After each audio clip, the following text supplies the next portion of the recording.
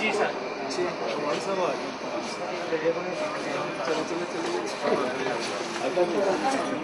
یہ جو ہے یہ پھول سے کٹے گا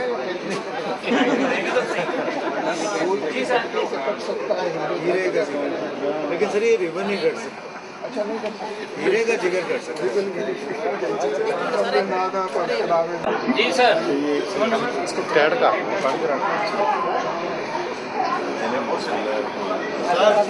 سر کاٹ دیں.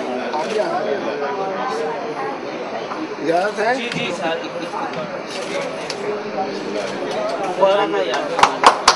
سر دعا بھی ابھی مانگ لیں. اچھا اچھا. الحمدللہ رب العالمین والعاقبۃ للمتقین والصلاۃ والسلام علی رسولہ الکریم وعلی آلہ وصحبہ. اللهم احسن عاقبتنا في الامور كلها واجرنا في خزي الدنيا وعذاب الاخره. ربنا تقبل منا انك انت السميع العليم وتب علينا انك انت التواب الرحيم. وصلى الله تعالى على محمد وآله وصحبه اجمعين برحمته آمين. سر وہ بٹن دبا دیں. یہ بٹن آپ نے یہاں سے دس جی سر اجازت ہے. جی سر بٹن دبانے کا اجازت جی سر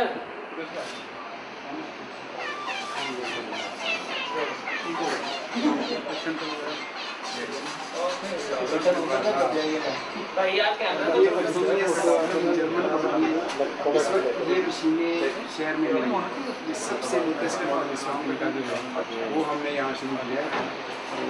آرٹ سینٹر ہوا اس کی لائف تو بے شمار ہے. ابھی میں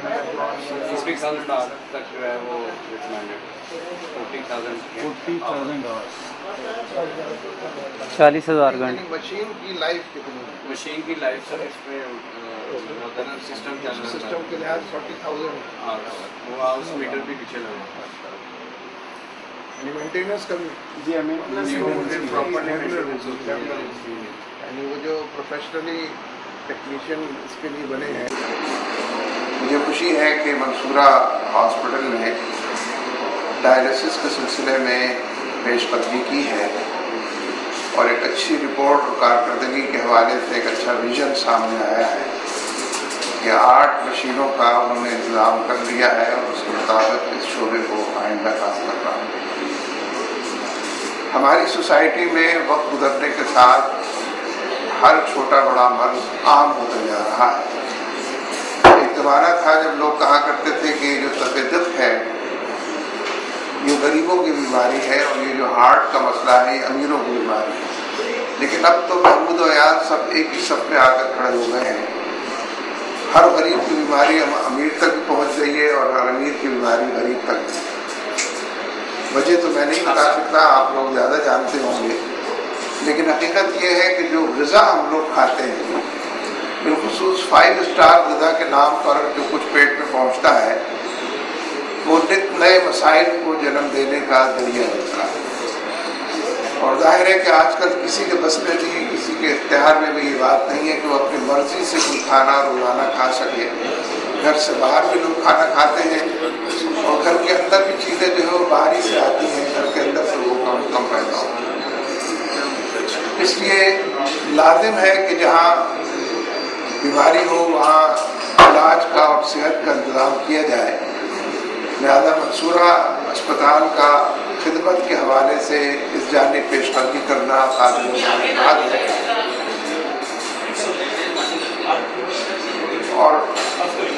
اور اس سلسلے کو تیز ترک آمدن کے حوالے سے بھی جانا پہچانا چاہیے.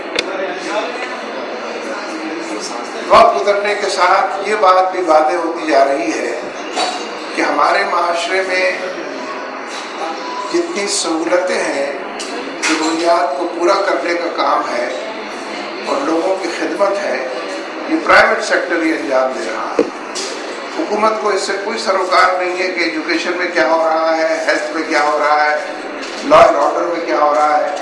پرائیویٹ سیکٹر ہے جو لا اینڈ آرڈر کے لیے آپ کو گارڈ فراہم کرتا ہے. اگر آپ کی جان کچھ زیادہ قیمتی ہے تو ایک گارڈ آپ گھر پہ رکھیے، ایک گارڈ گاڑی میں رکھیے، ایک گارڈ اپنے دفتر میں رکھیے اور کسی نہ کسی درجے میں اپنے آپ کو محفوظ سمجھیے. وہ اس کے بعد بھی ٹارگٹ کلرز جو ہیں وہ ہر बैरियर को तोड़कर हर जगह पहुंच जाते हैं और हर सूबे में मौजूद होते हैं और कमोबेश हाजिर और नादिर नजर आते हैं। लेकिन यह है कि प्राइवेट सेक्टर है जो हेल्थ की स्कीमों पर, एजुकेशन की स्कीमों पर, लॉ एंड ऑर्डर के हवाले से सारे काम कर रहा है और हुकूमत इन तमाम कामों से अपने आप को बिल्कुल फारिग समझती है। मैंने तो 2-3 नाम गिनवाए हैं प्राइवेट सेक्टर के हवाले से, वरना हकीकत यह है कि प्राइवेट सेक्टर ने जिहाद भी शुरू कर दिया। इसलिए कि जब ये ऐलान होता है कि ये ऐलान हुकूमत को करना है और हुकूमत के ऐलान किए बगैर जिहादी कबूल नहीं होता, तो लोगों ने देखा कि वो तो जिहाद का ऐलान नहीं करती। अगर करती है तो अमेरिका की हिमायत में जिहाद का ऐलान करती है। अफगानों को कत्ल करने के लिए, ड्रोन हमलों को बढ़ाने के लिए, नेटो की सप्लाईज को बहाल करने के लिए, यानी अमलन जिहाद को ख़त्म करने, उसका मुकाबला करने, उसको कमज़ोर करने के लिए फ़ौजें भी और जिहाद का एलिमेंट जो है वो इस्तेमाल होता है। यानी आप उससे ज़्यादा इस बात को जानते हैं कि हम 55-56 मुसलमान मुल्कों की 55-56 फ़ौजें हैं, लेकिन कोई एक फ़ौज ऐसी नहीं है जो फ़लस्तीनियों की मदद के लिए उठे, जो कश्मीरियों के पुश्तबान हो, जो अफगानों का हक़ उनको दिलाए। सारी फ़ौजें जो हैं वो अमेरिका के साथ हैं, चाहे अमेरिका इराक़ को लड़ता हो या फ़लस्तीन में यहूदियों की हिमायत करता हो या कश्मीर में भारत की हिमायत करता हो या अफगानिस्तान में तालिबान और अफगान का क्रियाक्रम करता हो। हमारी तमाम फ़ौजें उन्हीं का साथ देती हैं। कोई एक मुसलमान फ़ौज मुसलमानों के हुकूक़ के लिए, उन पर होने वाली जुल्म और ज़्यादती को ख़त्म करने के लिए कोशा नहीं। इसलिए एक ऐसे अंधेरे के अंदर कोई चिराग जलाना, ऐसे नामसाइद हालात के अंदर लोगों की मदद के लिए आगे बढ़ना, उनकी ज़रूरियात को पूरा करना, उनके एजेंडे के मुताबिक काम करना। अब आप देखेंगे रमज़ान का महीना आ रहा है, बहुत बड़े पैमाने पर मुखय्यर हज़रात ज़कात और सदक़ात के हवाले से भी और इन्फ़ाक़ के हवाले से भी काम करते हैं और यूँ कुछ ना कुछ माशरे की खिदमत हो जाती है। या ऊँट के मुँह में कम अज़ कम ज़ीरा तो पहुँच जाता है, अगर कुछ ज़्यादा ना भी हो सके। यानी जो काम हुकूमतों के करने के और हुकूमती सरपरस्ती में अंजाम देने के होने चाहिए थे, वो काम जो प्राइवेट सेक्टर करेगा वो भी डिसऑर्गेनाइज्ड है।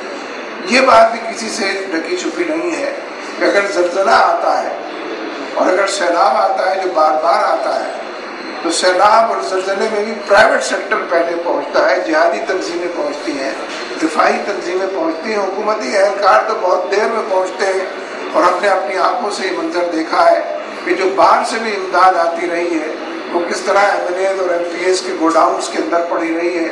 साथियों ने जाकर उसकी तस्वीरें भी ली हैं और कौम को बताया भी है कि आप तक पहुंचने के बजाय वो ज़्यादा मुस्तहिक करार पाते हैं जिनको MNA और MP आप मुंतखब करते हैं कि वो उससे इस्तेफादा करते हैं। लिहाजा एक ऐसे मंजरनामे में जहाँ इससे कुछ और मसाइल और कुछ और तकाज़े हैं जिनका जिक्र होना चाहिए, मैं नहीं कर रहा।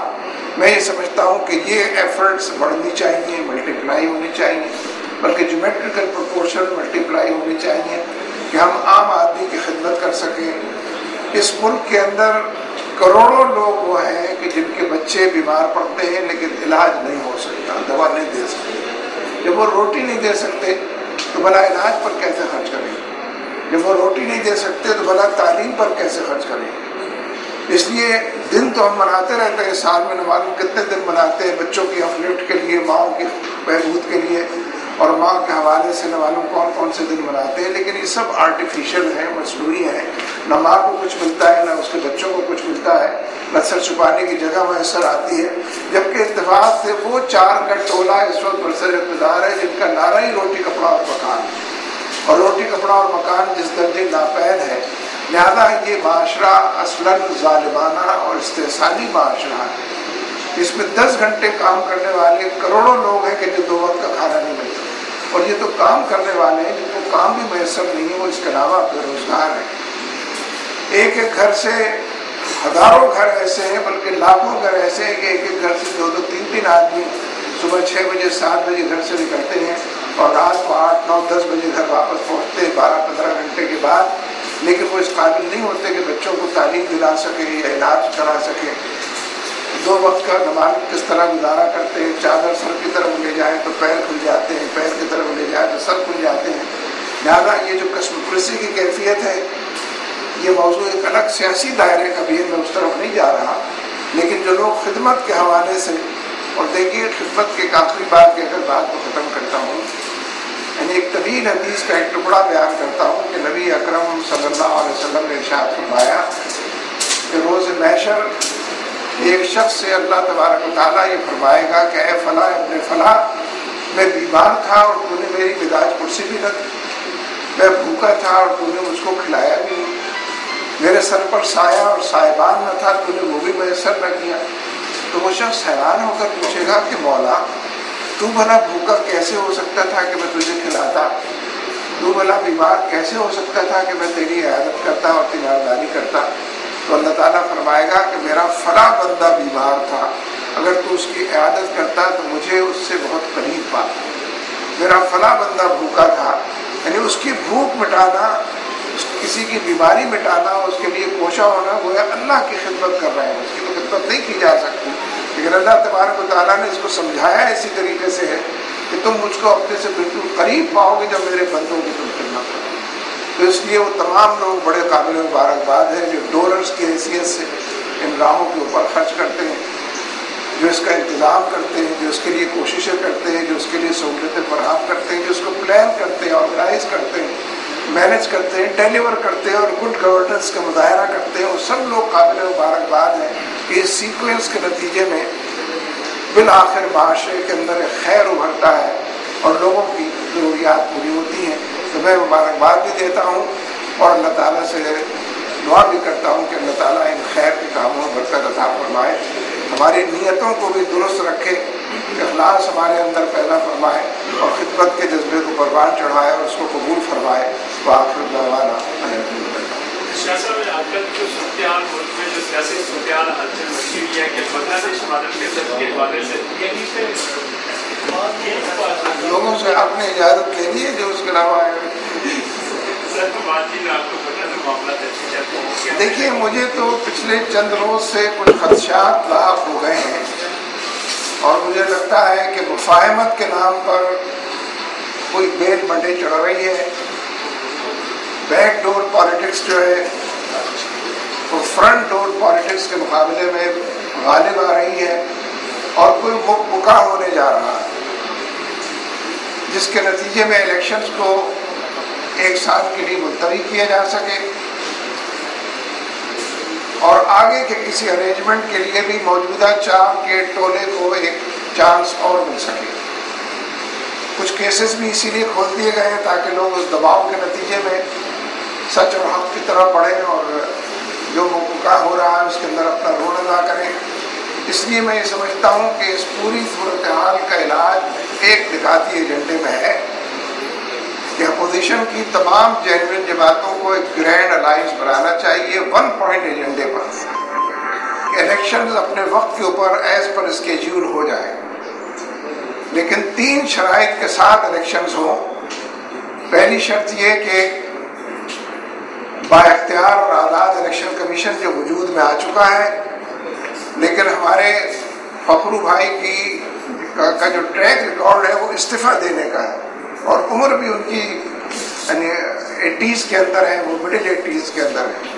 میں ان سے بھی درخواست کرتا ہوں کہ وہ استعفے کی طرف بالکل نہ جائیں، چاہے ان پر ایک یا دوسری طرف سے دباؤ بڑھے، عوام کو اعتماد ملے۔ اگر ان پر کوئی دباؤ آتا ہے، پریشر آتا ہے، کوئی خطرات ہوتے ہیں، کوئی دھمکیاں ملتی ہیں تو وہ عوام کو اعتماد ملے تاکہ لوگ ایک ان کی پشتیبانی کریں۔ پہلی شرط آزاد اور خود مختار الیکشن کمیشن، دوسری شرط ایک ایسی انٹرم گورنمنٹ یا پوری حکومت کہ جو کنسنسس کے ساتھ، اتفاق رائے کے ساتھ بنے اور سب کا اعتماد ہو، اور تیسری چیز ایسی ٹرانسپیرنٹ الیکٹورل لسٹ کہ جس کے بارے میں لوگ یہ سمجھ سکے کہ واقعی یہ جینوئن ہے اور اس میں بھرتی کے نام جو ہے وہ نہ ہونے کے برابر ہے، یہ کم سے کم ہے۔